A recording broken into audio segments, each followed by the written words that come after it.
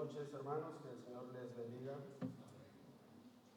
Siempre es un privilegio, siempre es un gozo y también siempre es un terror el pararme aquí delante de ustedes para exponer acerca de la palabra del Señor y más con el libro que vamos a estar viendo en esta noche, el cual fue todo un reto para mi persona y sé que también es un reto para muchos de los hermanos que lo leen y quizás no entienden absolutamente nada de lo que acaban de leer, pero hermanos, les animo en el sentido de que yo así también me sentía y me siento todavía. Así que espero de que por medio de la gracia del Señor nos ayude a poder aprender, aunque sea algo, de este vasto libro de Ezequiel y que sea el Señor usando su palabra para transformar nuestras vidas. Así que quisiera primero iniciar con una palabra de oración y podemos iniciar. Nuestro amado Padre Celestial, te alabamos, Señor, nuevamente por tu gracia, por tu misericordia, te alabamos por tu grandeza, Señor. Y te pedimos en esta noche, Padre, ahora que puedas preparar nuestras mentes y nuestros corazones, Señor, para ser expuestos a tu palabra, ser transformados por ella, Señor, ser confrontados por tu palabra. Señor, úsame, Padre, como un instrumento, como una herramienta en tus manos, Señor, que sea útil para poder hablar con claridad, con precisión, Señor, y que todo lo que se diga esta noche sea para tu gloria, para el avance de tu reino, Señor, y para que nuestras vidas sean impactadas por el poder de tu palabra que es inerrante, Señor, y que es poderosa. A ti damos la gloria y la honra por los siglos de los siglos. Amén. Muy bien, como ya les mencionaba, en esta noche continuamos con nuestro estudio de panorama bíblico y damos continuación a los profetas. Y en esta noche nos corresponde ver el panorama bíblico del libro del profeta Ezequiel. El profeta Ezequiel. Como lo mencionaba anteriormente, quizás muchos leen este libro y se sienten un poco abrumados por el contenido de este libro, quizás se sienten un poco confundidos por todos los símbolos, por todas las figuras que encontramos en él, pero cuando lo leemos detenidamente, cuando prestamos atención a los detalles y podemos ver este libro cómo encaja dentro de todo el panorama que enseña las Escrituras, entonces vemos de que no es tan complicado. Sí tiene sus pasajes que representan su alto grado de dificultad, pero no es nada imposible de entender, y más con el Espíritu Santo obrando en nosotros, podemos llegar a saber entender qué es lo que este libro nos enseña. Si tuviésemos que ponerle un título o un tema a este libro, se resumiría en estas tres palabras que ustedes van a ver ahí en la presentación: castigo, liberación y restauración. Y eso es exactamente de lo que trata el libro de Ezequiel. Ahora, con respecto al título, rápidamente, el libro siempre ha sido nombrado por su autor, Ezequiel. Y eso lo encontramos en los primeros versículos del libro. Si ustedes ven conmigo el capítulo 1 y el versículo 3, dice la palabra del Señor: vino palabra de Jehová al sacerdote Ezequiel, hijo de Buzi, en la tierra de los caldeos. Así que vemos de que de entrada nos mencionan el autor del libro. Y algo interesante, hermanos, que debemos notar aquí es que Ezequiel no es nombrado en ninguna otra parte de las Escrituras.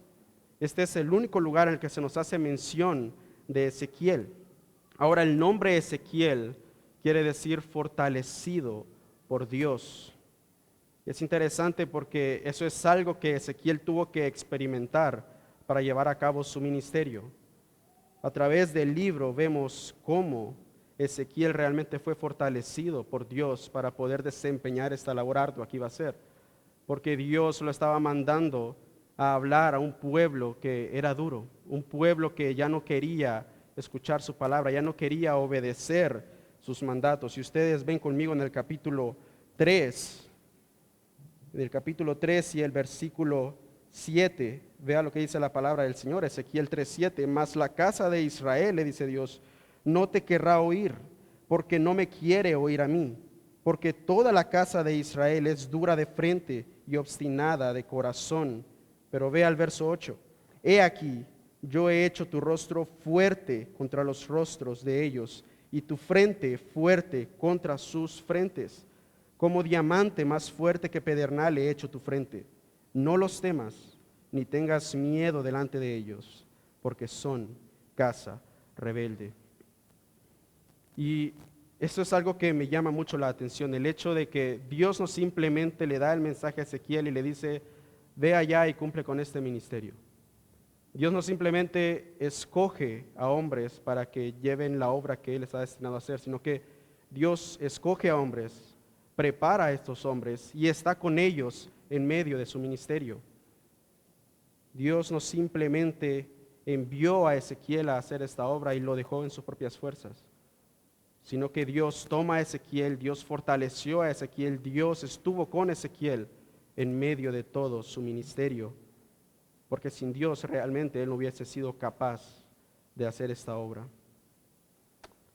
Ahora, en cuanto al autor y a la fecha, el autor de esta profecía ha sido tradicionalmente conocido también como Ezequiel, quien era un sacerdote de Judá que luego recibió el llamado de parte de Dios para ser profeta, para profetizar a la nación de Judá.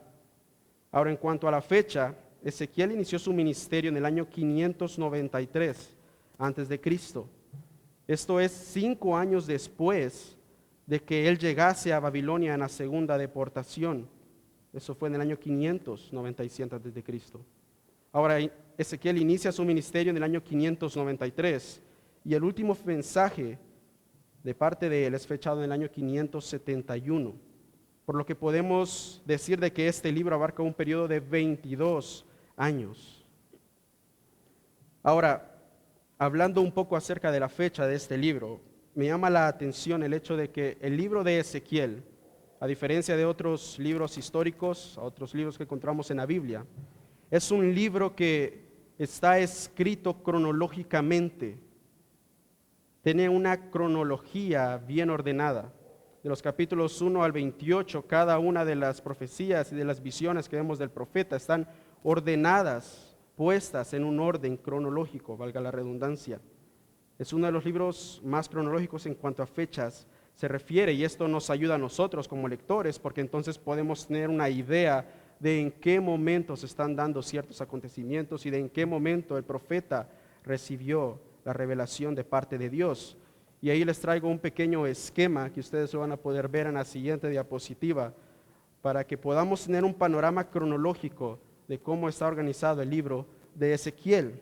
Si ustedes pueden ver ahí en la presentación, vemos de que los capítulos 1 al 7 se desarrollan en el año 593 antes de Cristo, justo cuando él inicia su ministerio. Ahora los capítulos 8 al 19 se dan en el año 592 antes de Cristo.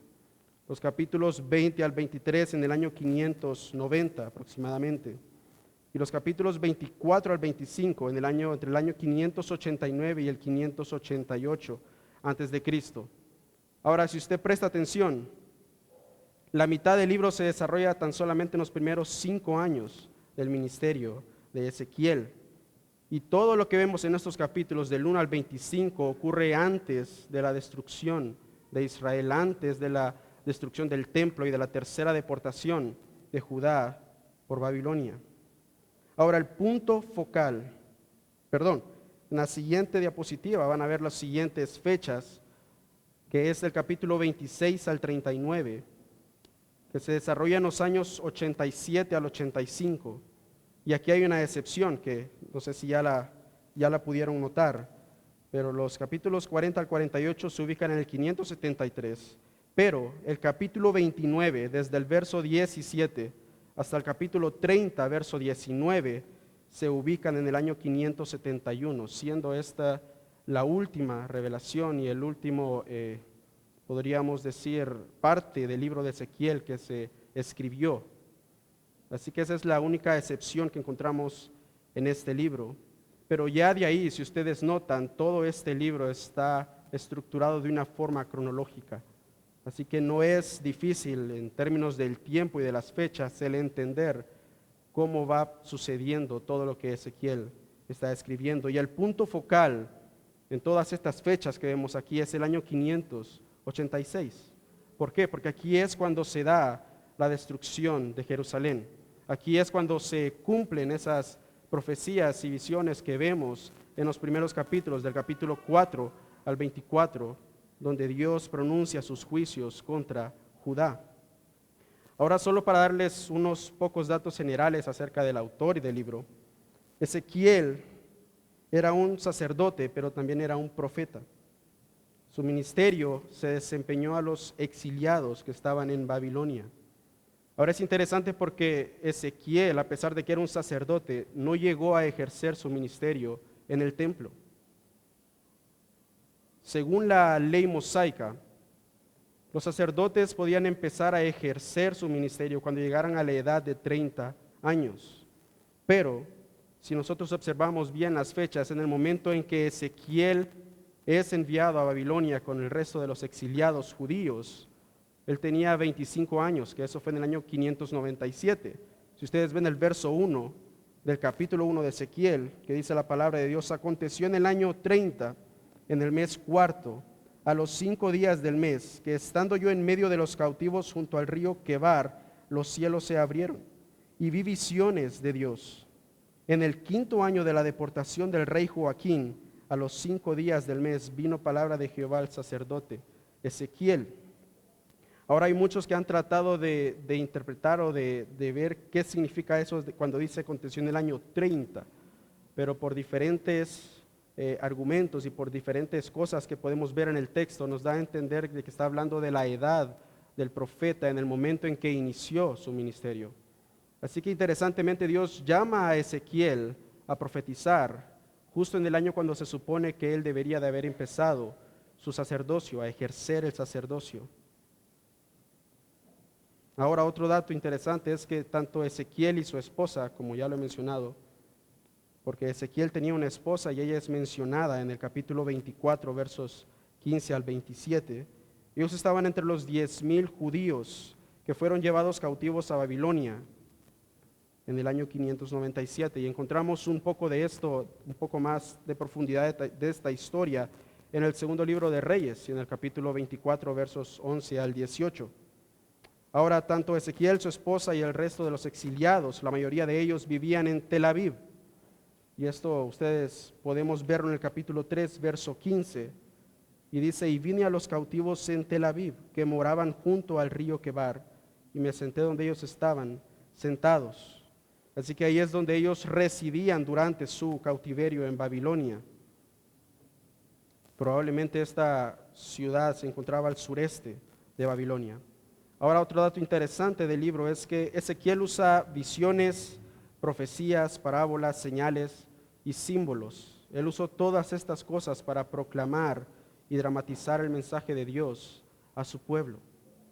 Y quisiera darle 2 ejemplos rápidos acerca de eso. Si ustedes ven conmigo en el capítulo 4, versículos 1 al 3, vemos cómo Ezequiel usó una tabla de adobe y una plancha de hierro para ilustrar su predicación. Vea lo que dice la palabra de Dios. Tú, Ezequiel 4:1, tú hijo de hombre, tómate un adobe y ponlo delante de ti, y diseña sobre él la ciudad de Jerusalén.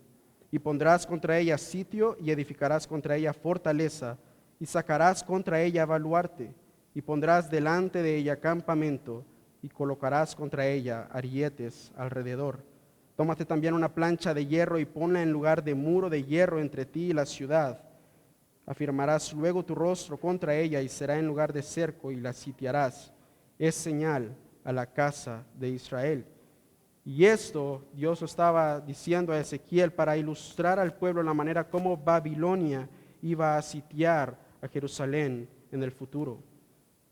Ahora también vemos en los versículos 4 al 8, cómo Ezequiel tuvo que acostarse sobre su lado izquierdo por 390 días y luego en su lado derecho por 40 días. Se ven conmigo ahí Ezequiel 4, verso 4. Y tú te acostarás sobre tu lado izquierdo y pondrás sobre él la maldad de la casa de Israel. El número de los días que duermas sobre él llevarás sobre ti la maldad de ellos. Yo te he dado los años de su maldad por el número de los días, 390 días. Cumplidos estos, te acostarás sobre tu lado derecho segunda vez, y te llevarás la maldad de la casa de Judá 40 días. Día por año te lo he dado. Al asedio de Jerusalén afirmarás tu rostro, y descubierto tu brazo profetizarás contra ella. Y he aquí he puesto sobre ti ataduras, y no te volverás de un lado a otro hasta que hayas cumplido los días de tu asedio. Y aquí lo que está ilustrando, o lo que ilustra el profeta al pueblo, es el juicio de Dios tanto sobre el reino del norte, el cual ya se había llevado a cabo en el año 722 por los asirios, y el reino que venía sobre, el juicio, perdón, que venía sobre el reino del sur, que era Judá, el cual de hecho ya había empezado porque ya habían pasado las primeras 2 deportaciones a la espera de la destrucción total de Jerusalén y del templo. Ahora, en cuanto viendo un poco acerca del contexto histórico de este libro, para que nos pongamos en la situación que rodea a este libro. Si ustedes recuerdan cuando vimos el segundo libro de Crónicas, estuvimos hablando acerca de los diferentes reyes de Judá. El último rey que podríamos decir que anduvo recto ante los ojos de Dios que tuvo Judá fue el rey Josías. Y es interesante porque Josías, él llevó a cabo diferentes reformas espirituales dentro de Judá para poder recuperar la verdadera adoración a Dios. Recuerden que Israel siempre estaba entregándose a los ídolos de otras naciones, siempre estaban desobedeciendo a la palabra del Señor. Y Josías, en un esfuerzo por poder recuperar a la nación para que volviesen a la senda correcta, él instituyó diferentes reformas dentro de Judá, y eso lo vemos en el segundo libro de Crónicas y el capítulo 34. Ahora, trágicamente, a pesar del esfuerzo de Josías, la idolatría que tenía el pueblo realmente los había insensibilizado, de tal manera que el despertar que ellos tuvieron durante el reino de Josías, podríamos decir que fue tan profundo como su piel, hablando en términos generales. Ahora, el ejército egipcio, comandado por el rey Necao, mató a Josías al cruzar a Palestina. Y cuando vemos en el segundo libro de Crónicas y el capítulo 35, versículos 20 al 24, vemos de que Josías decide ir a guerra en contra del rey Necao, en contra de Egipto, aun y cuando él recibe advertencia de parte del rey Necao, que realmente era de parte de Dios, para que él no lo hiciese. Él igual decide ir a esta guerra contra Necao, y ahí es donde él termina perdiendo su vida. Ahora, luego de Josías, los reyes subsiguientes son reyes que simplemente terminaron de llevar al desenfreno total a la nación de Israel. Y ahí vemos el reinado de Joacás, vemos a Joacim, vemos a Joaquín y finalmente a Sedequías. Ahora, dentro de este libro de Ezequiel, estamos hablando de que se encuentra dentro de la segunda deportación de Judá a Babilonia, al menos la primera parte del libro. Y durante el exilio babilónico tenemos 3 profetas que estaban funcionando en ese tiempo. Daniel estaba con los líderes de Israel en Babilonia, y Daniel fue un profeta que fue deportado en la primera deportación, que eso fue en el año 605. Y es algo que vamos a ver a profundidad el próximo miércoles cuando veamos el libro de Daniel. Ahora, como ya les mencioné, Ezequiel estaba con el pueblo en Tel Aviv. Obviamente no la capital de Israel de hoy, sino una ciudad de Babilonia llamada Tel Aviv. Y Jeremías permaneció en Palestina, y cada uno de sus ministerios era diferente. Ahora, como les mencioné, en el año 605, Babilonia, guiada por Nabucodonosor, comenzó la conquista de Jerusalén y la deportación de los cautivos, y entre de estos cautivos se encontraba Daniel. Ahora, en el año de 1598, Nabucodonosor vuelve a sitiar Jerusalén, y es en el año 597 donde viene y toma posesión de Jerusalén. Y en esta ocasión se lleva cautivo al rey que estaba en ese momento, que era Joaquín, y a un grupo de 10,000 judíos, dentro de los cuales se encontraba Ezequiel. Y esto lo podemos ver en el segundo libro de Reyes y en el capítulo 24, versos 11 al 18. Ahora, como Nabucodonosor decide llevarse a Joaquín a Babilonia, él mismo instituye a otro rey, que es Sedequías, y él es puesto por Nabucodonosor como rey sobre Judá, y eso también lo vemos en el segundo libro de Reyes, en el capítulo 24, versículos 18 al 20. Ahora, hablando específicamente del exilio de los judíos, si hablamos desde un punto de vista doméstico, tanto Ezequiel como los 10,000 que vivieron en Babilonia, realmente ellos eran más extranjeros que cautivos. ¿Y a qué me refiero con esto? A que ellos no es como que estaban presos, no es como que estaban prisioneros y no tenían nada más por hacer, sino que ellos pudieron construir sus casas, ellos pudieron cultivar, pudieron hacer algo de comercio, tenían libertad de movimiento mientras estaban en Babilonia. Y si ustedes me acompañan a Jeremías y al capítulo 29, podemos ver que Dios por medio del profeta Jeremías había anticipado esto. Jeremías capítulo 29, verso 4. Así ha dicho Jehová de los ejércitos, Dios de Israel, a todos los de la cautividad que hice transportar de Jerusalén a Babilonia. Edificad casas y habitadlas, y plantad huertos y comed del fruto de ellos. Casaos y engendrad hijos e hijas, dad mujeres a vuestros hijos, y dad maridos a vuestras hijas, para que tengan hijos e hijas, y multiplicaos ahí, y no os disminuyáis. Así que tampoco es como que la situación de ellos en el cautiverio babilónico era severa, pero sí realmente era difícil para ellos el no poder estar morando en la tierra que Dios les había prometido. Y mientras miraba esto, pensaba un poco en la situación que estamos viendo hoy en día entre Rusia y Ucrania. Hay miles y miles de familias ucranianas que han tenido que salir del país. Han tenido que ir a los países que están alrededor a buscar vivir ahí por la situación que se está viviendo en su propia tierra. Y aun y cuando quizás ellos han encontrado un techo donde reposar, quizás ellos gozan de los diferentes recursos que necesitan, comida, agua, etcétera. Aún así es difícil no poder estar viviendo en la tierra donde ellos nacieron. Para ellos ha de ser complicado el hecho de que tienen que estar en otro país. Y esa es la misma situación en la que se encontraba la nación de Israel, el reino de Judá.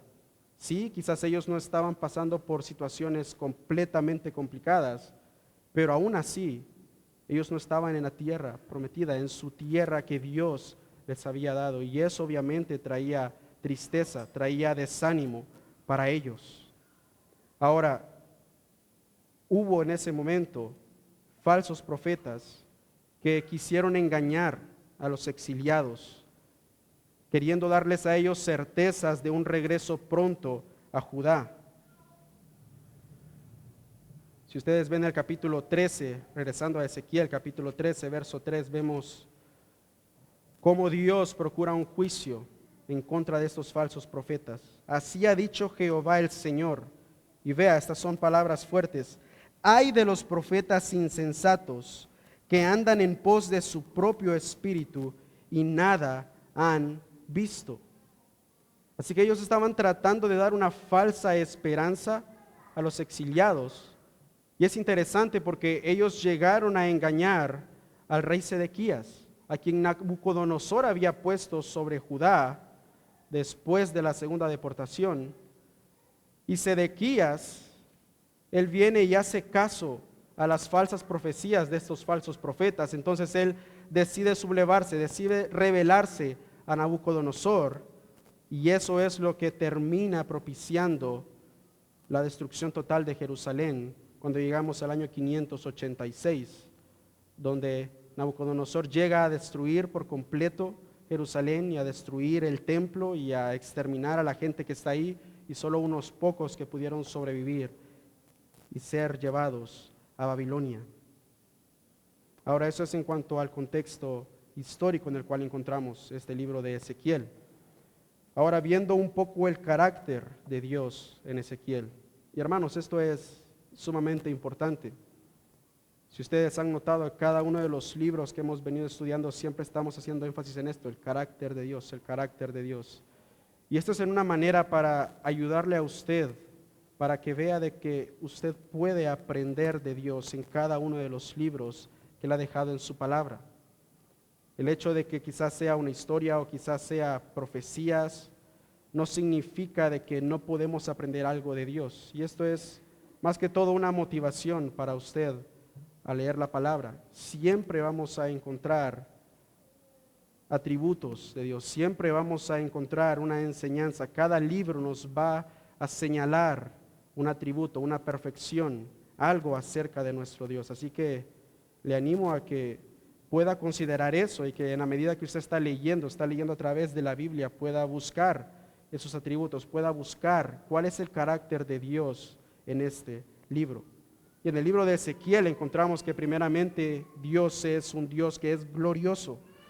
Si ustedes ven en el capítulo 1 y el verso 28, cuando Ezequiel está siendo presentada esta visión de la gloria de Dios, capítulo 1, verso 28, dice la palabra de Dios: como parece el arco iris que está en las nubes el día que llueve, así era el parecer del resplandor alrededor. Esta fue la visión de la semejanza de la gloria de Jehová.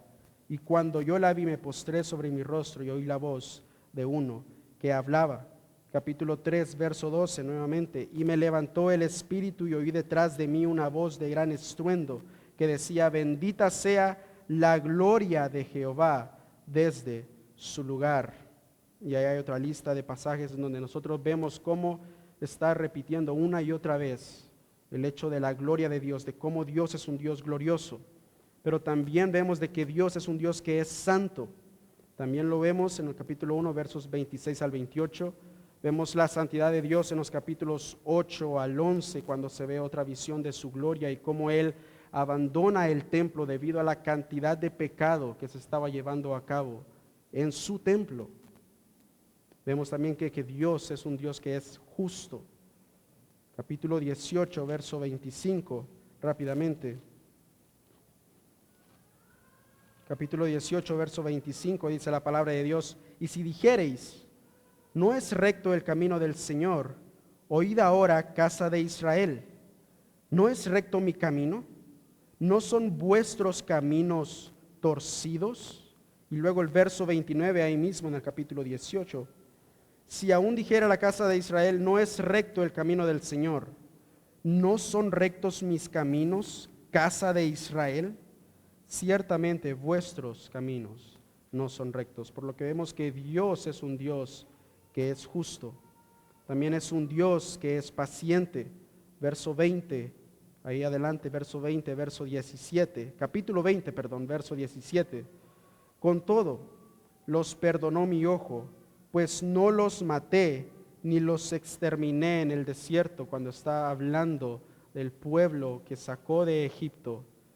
Y aún con todo y la bondad del Señor, ellos se rebelaron en contra de Él, pero Dios aún así mostró su paciencia, y podríamos añadir también, mostró misericordia a su pueblo.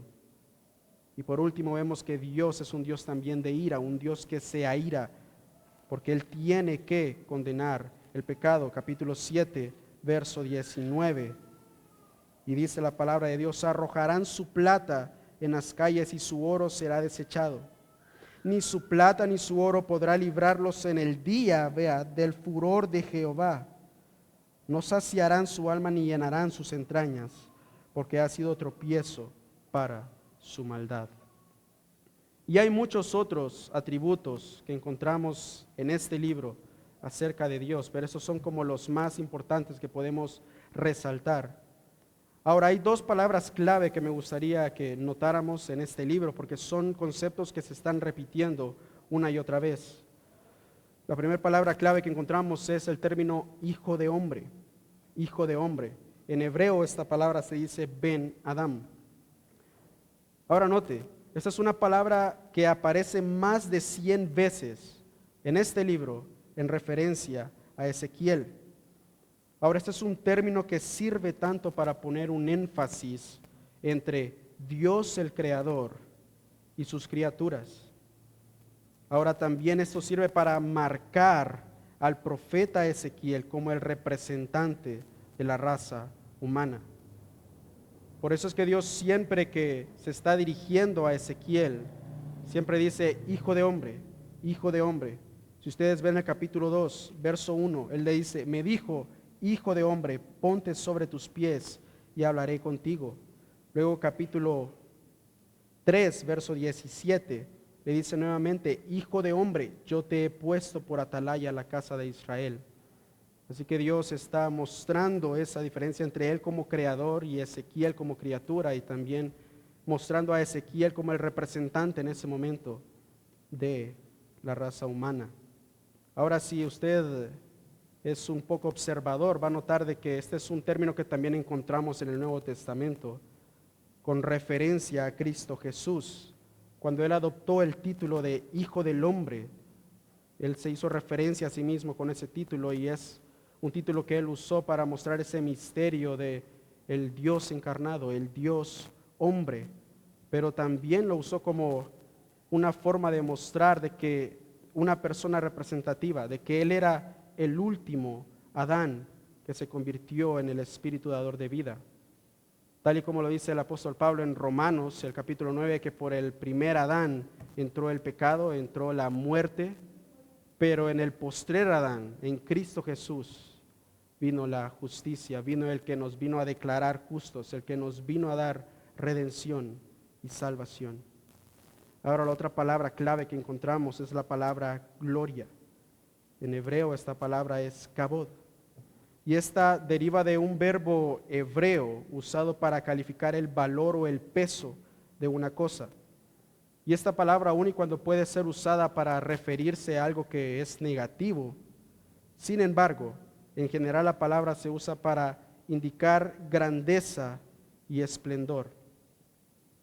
En el Antiguo Testamento vemos cómo se describe a la gloria de Dios, adoptando la forma de una nube, como lo vemos en el libro de Éxodo, que llenaba el templo. Y tal y como lo hizo Ezequiel, la respuesta adecuada, hermanos, ante la gloria de Dios es inclinarse en reverencia ante Él. Ahora, ¿qué temas importantes podemos encontrar en el libro de Ezequiel?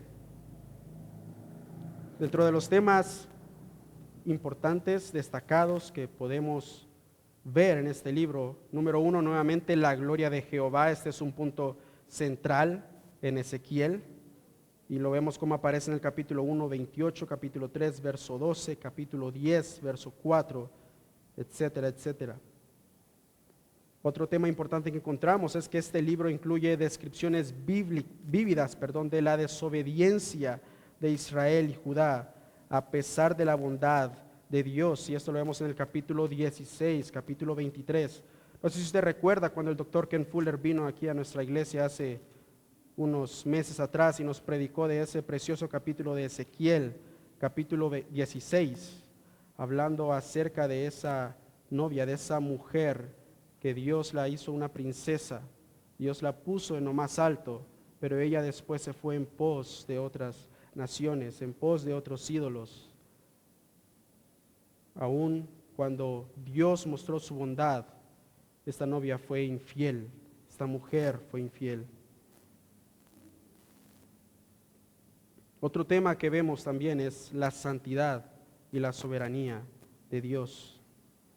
Y es interesante porque estos son comunicados a través de un contraste frecuente entre su gloria brillante y el despreciable contexto de los pecados de Judá. Como les mencionaba anteriormente, en los capítulos 8 a 11 vemos cómo la gloria de Dios abandona el templo. Y todo esto causado por el pecado, por la rebelión del pueblo de Israel. Y entonces Dios, sabemos de que es un Dios que es santo, que es perfecto en santidad, que no puede siquiera observar la iniquidad, y es por eso que Él decide abandonar el templo. Ahora, otro tema también es que Él trata con la necesidad de la ira de Dios para lidiar con el pecado. Si usted va conmigo al capítulo 7 de Ezequiel, capítulo 7 de Ezequiel, desde el verso 1 dice la palabra de Dios: vino a mí palabra de Jehová, diciendo: tú, hijo de hombre, así ha dicho Jehová el Señor a la tierra de Israel, el fin viene sobre los cuatro extremos de la tierra. Ahora será el fin sobre ti, y enviaré sobre ti mi furor, y te juzgaré según tus caminos, y pondré sobre ti todas tus abominaciones. Y mi ojo no te perdonará, ni tendré misericordia. Antes pondré sobre ti tus caminos, y en medio de ti estarán tus abominaciones, y sabréis que yo soy Jehová. Así ha dicho Jehová el Señor: un mal, he aquí que viene un mal. Viene el fin viene, se ha despertado contra ti he aquí que viene. La mañana viene para ti, oh morador de la tierra. El tiempo viene, cercano está el día, día de tumulto y no de alegría sobre los montes. Ahora pronto derramaré mi ira sobre ti y cumpliré en ti mi furor y te juzgaré según tus caminos y pondré sobre ti tus abominaciones. Dios ya no iba a seguir permitiendo que su pueblo siguiera ahondando y creciendo cada vez más en su maldad. Y es por eso que cuando llegamos a este libro de Ezequiel, Dios pone un alto y dice, vas a tener que pagar las consecuencias por tu pecado. Es por eso que Él tiene que traer juicio sobre su nación para poder purificarla, para poder limpiarla, como la vamos a ver en la segunda parte de este libro. Ahora, el último tema importante que encontramos, y aquí es donde empezamos a ver la bondad, la gracia, la misericordia del Dios al cual nosotros adoramos, el Dios en el cual nosotros creemos. Es la gracia de Dios prometida en el pacto abrahámico, como lo vemos en Génesis capítulo 12, verso 1 al 3, siendo cumplida en la restauración del pueblo de Abraham a la tierra del pacto, y esto lo vemos a partir de los capítulos 34 en adelante. Dios no simplemente se iba a encargar de juzgar a su nación, no simplemente iba a destruir a su nación, a dejar que otras naciones la destruyesen, sino que Dios iba también a encargarse de restaurar a su nación. Porque tal y como lo vemos en este libro y en otros libros, Él no iba a permitir que otras naciones se burlaran de Israel o se burlaran al decir su Dios no los pudo salvar, sino que Dios iba a restaurar su nación para mostrar a todo el resto de las naciones, a su pueblo y al resto del mundo, y como lo dice Ezequiel, de que yo soy Jehová, yo soy Jehová. Y ahí es donde vemos en cierta manera el propósito en este libro, de mostrar ese triunfo glorioso de Dios, para que todos sepan que yo soy Jehová. Y Dios aquí está con esta frase que se repite una y otra vez en este libro, está certificando sus obras, certificando ese plan soberano que Él está desarrollando. Y es interesante porque esta frase, yo soy Jehová, se menciona más de 60 veces en este libro.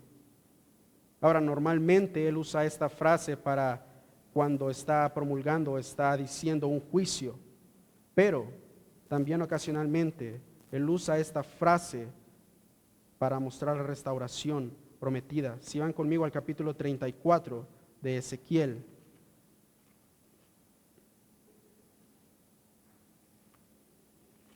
Capítulo 34, verso 27. Y el árbol del campo dará su fruto, y la tierra dará su fruto, y estarán sobre su tierra con seguridad, y sabrán que yo soy Jehová, cuando rompa las coyundas de su yugo y los libre de mano de los que sirven de ellos. Luego en el capítulo 36, verso 11.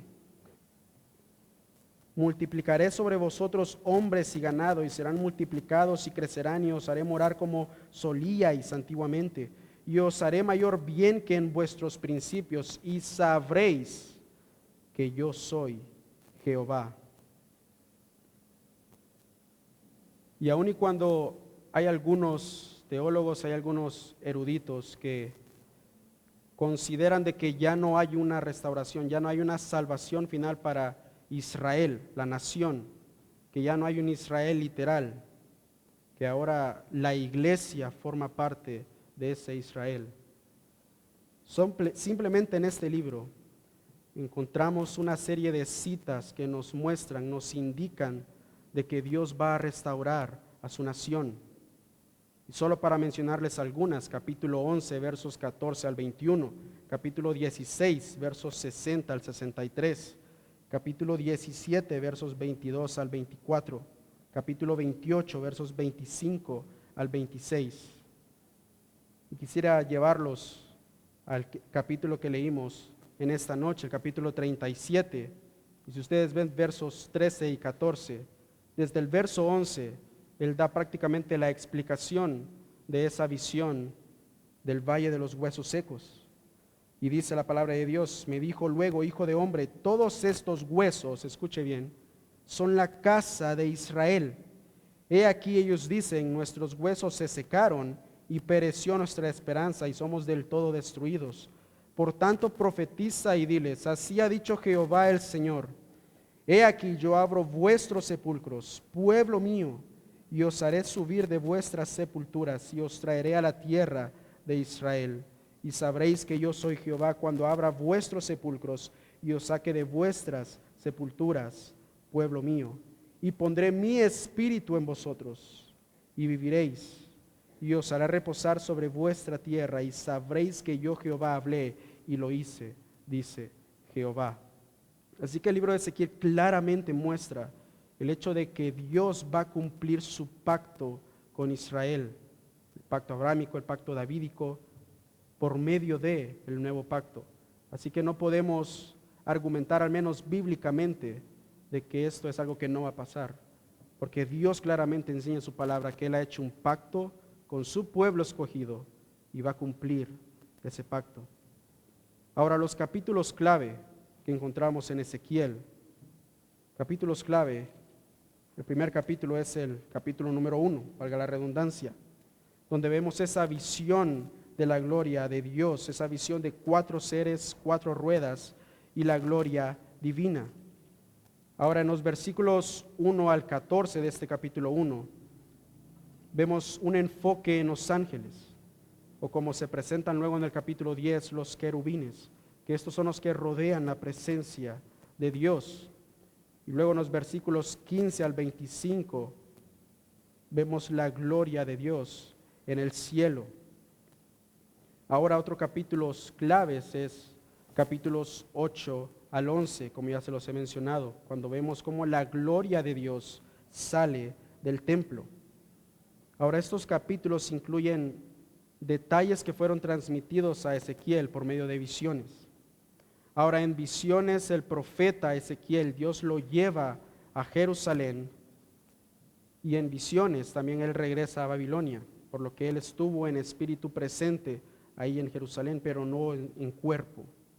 Ahora, las visiones que vemos en el capítulo 8 son una descripción de la condición de Israel en ese momento.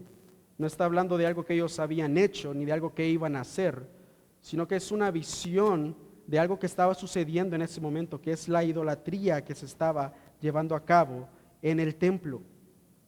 Ahora, desde el capítulo 9 empezamos a ver una salida gradual de la gloria de Dios antes de la destrucción de la ciudad, antes de la destrucción del templo, y esta se da en varias etapas.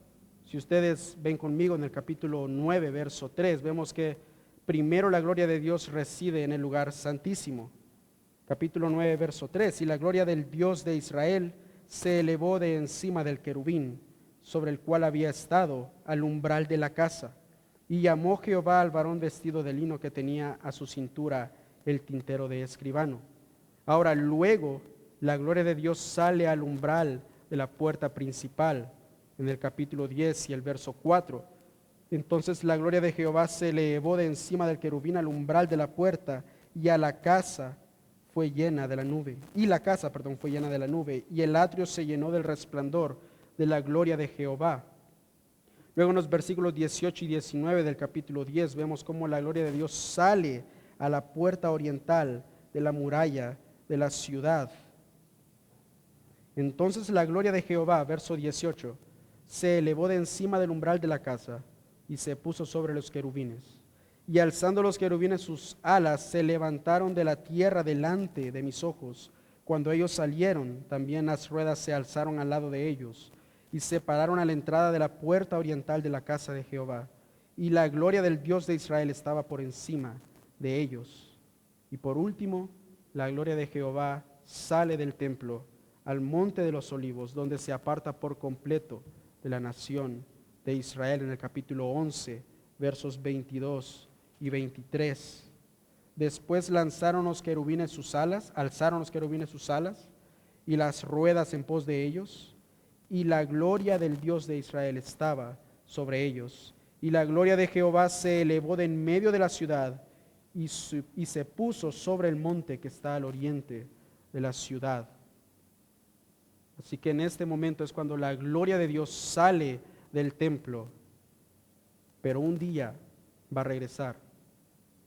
La gloria de Dios no se aparta para siempre del templo de Israel, porque un día va a regresar cuando el Mesías venga a establecer su reino aquí por 1000 años. Y eso lo vemos claramente en el capítulo 43 de Ezequiel, versos 2 al 7, cuando Cristo establece su reino aquí en la tierra por 1000 años. La gloria de Dios regresa al templo y esa es la esperanza para el pueblo de Israel. Ahora es interesante porque la primera parte del libro de Ezequiel, específicamente capítulos 4 al 24, habla de juicio sobre Judá. Pero una vez que Jerusalén es destruida, que el templo es destruido, Ezequiel empieza a hablar o a dar un mensaje de esperanza, de aliento, y eso lo empezamos a ver desde el capítulo 33 en adelante. Y aquí encontramos los otros 2 capítulos claves de este libro, capítulo 36 y 37, donde se nos habla cómo las montañas de Israel, hablando de toda su tierra, van a ser bendecidas, renovación de Israel. Vemos el pasaje que leímos del Valle de los Huesos Secos, vemos la reunión de Judá con Israel y cómo David va a ser rey, hablando obviamente de Cristo. Y en el capítulo 36 de Ezequiel vemos cómo se nos presenta el requisito de la regeneración previa que tiene que ocurrir en Israel para que ellos puedan experimentar esas bendiciones prometidas por parte de Dios. Ellos tienen que ser regenerados, tienen que creer en el Hijo para poder alcanzar salvación. Ahora, hay algo que quiero enfatizar y aclarar en cuanto a este capítulo 36 que usted debe de entender cuando lo lea. Este capítulo debe entenderse en términos de un Israel literal, una tierra que es literal y una regeneración literal que conduce a un reino literal bajo el Mesías. No es una alegoría, no es una imagen que tiene que ver con nosotros, la iglesia, nada de eso. Está hablando de un Israel literal, el cual va a regresar a su tierra literal y va a tener una regeneración literal bajo el reino literal milenial de Cristo. Así que tenga eso en cuenta cuando lee esta sección de este libro de Ezequiel. Y como ya lo hemos mencionado, capítulo 37, que es otra visión de parte de Dios para Ezequiel. Y es interesante porque estas visiones las recibe una noche antes de que llegue el anuncio a Ezequiel de que Jerusalén había sido destruida. Y el propósito de esta visión que encontramos en el capítulo 37 era para poder alentar, para poder animar y consolar al pueblo de Israel. Ahora, capítulos 40 al 48, la última sección de este libro, que nos hablan acerca del templo, de la gloria de Dios, de la alabanza verdadera y la tierra restaurada. Estos capítulos se incluyen detalles específicos de ese reino milenario de Cristo. Y es interesante porque en esta sección, en estos 9 capítulos, encontramos más información específica sobre el reino milenial de Cristo que en todas las demás profecías que encontramos en el Antiguo Testamento. No hay otra parte en las Escrituras donde se nos dé tanto detalle, del Antiguo Testamento, donde se nos dé tanto detalle del reino milenial de Cristo como en Ezequiel capítulos 40 al 48. Así que en muchos sentidos podemos decir de que estos son como los capítulos más importantes de este libro, porque se refieren a la realidad última y constituyen el punto crucial de la profecía de Ezequiel y la restauración de Israel. Este es el punto final. Todo lo que hemos visto en el libro lleva a este punto, que es la restauración final de Israel como nación y el establecimiento del reino de Cristo y el restablecimiento del reino y la regeneración del pueblo. Por lo tanto, esta sección de los capítulos 40 al 48 la podemos dividir en tres partes. Y la primera parte incluye el nuevo templo, que lo vemos en los capítulos 40 al 43. Y es interesante porque debido a que Ezequiel era un sacerdote, él tenía bastante conocimiento acerca del templo. Y es por eso que él escribe, habla bastante acerca del templo. Luego vemos también el nuevo culto de adoración que se da en el capítulo 43, desde el verso 13 al capítulo 46, verso 24. Y la tercera parte o la tercera división que podemos encontrar en estos capítulos es la nueva repartición de la tierra prometida, que abarca desde el capítulo 47 hasta el capítulo 48. Ahora, el pasaje clave, si pudiésemos escoger un solo pasaje de este libro, es el capítulo 36, versos 24 al 27, donde vemos esa renovación de Israel desde el interior. Si usted me acompaña ahí solo para leer rápidamente. Capítulo 36, versos 24 al 27. Y dice, este es Jehová hablando: y yo os tomaré de las naciones, y os recogeré de todas las tierras, y os traeré a vuestro país. Esparciré sobre vosotros agua limpia, y seréis limpios de todas vuestras inmundicias, y de todos vuestros ídolos os limpiaré. Os daré corazón nuevo, y pondré espíritu nuevo dentro de vosotros, y quitaré de vuestra carne el corazón de piedra, y os daré un corazón de carne. Y pondré dentro de vosotros mi espíritu, y haré que andéis en mis estatutos, y guardaréis mis preceptos, y los pongáis por obra. Habitaréis en la tierra que di a vuestros padres, y vosotros me seréis por pueblo, y yo seré a vosotros por Dios. Ahora, hermanos, ¿por qué esto es importante para nosotros? Quizás usted está sentado ahorita en este momento ahí y puede decir, ¿y a mí qué me importa la restauración de Israel? Puede ser que usted diga, ¿qué tiene que ver esto conmigo? Y quisiera tomar prestadas las palabras del pastor John MacArthur al hablar de la restauración de Israel, cuando él dijo, y eso me impactó bastante: la restauración final de Israel, el cumplimiento de las promesas de Dios a Israel, son importantes para nosotros, porque si Dios no cumple las promesas que Él hizo a su pueblo escogido, a su nación, ¿cómo podemos esperar que Él cumpla sus promesas hechas a nosotros, que somos gentiles? Si Dios no cumple su palabra con su pueblo, ¿qué esperanza hay para nosotros? Ninguna. Y es por eso que es importante el entender esto. Porque el Dios del pacto, el Dios que hizo un pacto con Abraham, con Isaac, con Jacob, con David, ese Dios va a cumplir sus promesas con su pueblo. Y así como va a cumplir sus promesas con su pueblo, Él va a cumplir las promesas hechas a nosotros por medio de Cristo. Y es por eso que es importante que estudiemos esto, es importante que tengamos conocimiento de esto. ¿Cómo podríamos saber de que Dios es fiel a su palabra si no sabemos estas cosas? Si no estamos seguros de que cuando Él dice, yo soy Jehová y yo voy a restaurar a mi pueblo, también podemos creer cuando ya vemos en el Nuevo Testamento y Él dice, ahora ya no hay condenación para los que están en Cristo Jesús.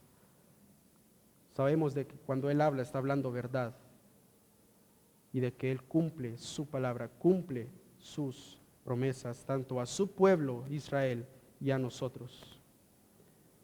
Y ya se me ha acabado el tiempo, pero rápidamente el bosquejo de Ezequiel, sencillo, lo podemos partir en 4 partes.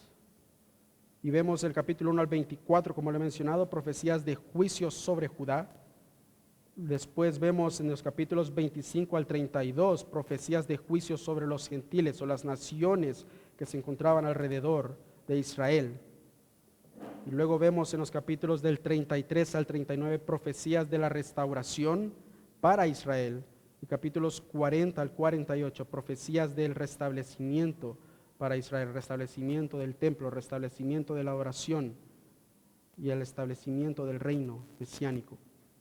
Ahora, para terminar, Cristo en Ezequiel. ¿A dónde vemos a Cristo en Ezequiel? Bueno, prácticamente en todo el libro. Pero si quisiéramos ser un poco más específicos, Ezequiel contiene varios pasajes que nos ilustran el triunfo de Israel a través de la obra del Mesías. Vemos a Cristo como cogollo de aquel alto cedro, eso lo vemos en el capítulo 17, versículos 22 al 24. Esta profecía mesiánica demuestra el linaje de Cristo en relación con David, lo cual le da el derecho a ser ese rey eterno. Ahora también Cristo en Ezequiel aparece como ese pastor que cuida a sus ovejas. Capítulo 34, verso 23, dice: y levantaré sobre ellas a un pastor, y él las apacentará.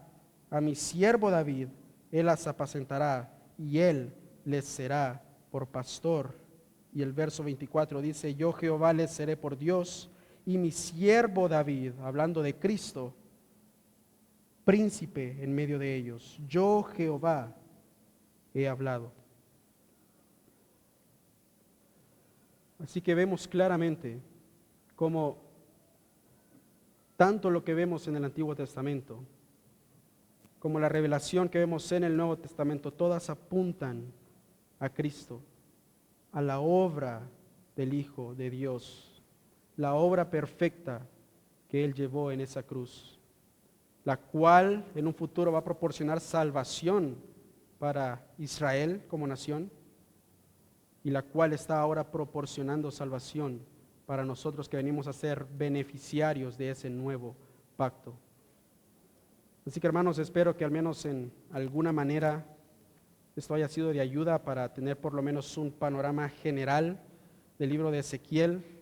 Créame que fue un quebradero de cabeza para su servidor el tratar de ver qué explicar o qué enseñar y qué no, porque es un libro bien amplio, pero de una manera espero que sea una motivación para que podamos leer la palabra de Dios, podamos no cerrarnos en el hecho de que no entiendo esta sección, no entiendo esto, sino que podamos ser diligentes en estudiar su palabra, en entender estas grandes verdades, porque como ustedes pueden ver, tienen implicaciones eternas. Oremos. Nuestro amado Padre Celestial, te agradecemos, Señor, una vez más. Te agradecemos, Padre, por tu revelación, tu palabra, la cual es inerrante, la cual no regresa a ti vacía, la cual es sagrada, la cual es santa, la cual podemos tener en nuestras manos, podemos leerla, podemos estudiarla, Señor. Y podemos aprender de libros como este libro de Ezequiel, un hombre que tú usaste en una forma increíble, y aun y cuando en su debido tiempo el pueblo de Israel no quiso prestar atención, ahora nosotros podemos desde este lado de la cruz leer este libro y poder aprender de que tú eres un Dios santo, de que tú eres un Dios que está airado todos los días en contra del pecado, que eres un Dios que castiga el pecado, pero que también eres un Dios de misericordia, de gracia, que ofrece salvación por medio de Cristo Jesús. Y Padre, te agradecemos porque sabemos de que en Cristo estamos seguros de que en Cristo esas promesas que tú nos has hecho las vas a cumplir a su debido tiempo. Ayúdanos a descansar, Señor, en estas verdades. Ayúdanos a creer, a tener una convicción fuerte en estas verdades, de manera que podamos vivir para tu gloria, Señor. A ti sea la gloria por los siglos. Amén. Que Dios les bendiga, hermanos.